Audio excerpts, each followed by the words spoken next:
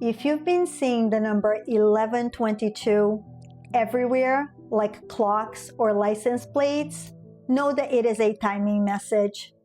Spiritually, the number 11 means intuition and awakening. And the number 22, that is the master builder, bringing vision into form. So seeing it repeatedly means that your inner knowing, the universe, is asking you to take a real grounded step forward, especially in your career or life direction.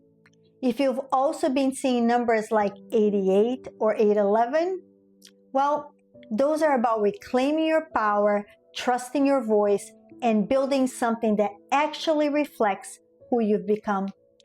It isn't about waiting for permission.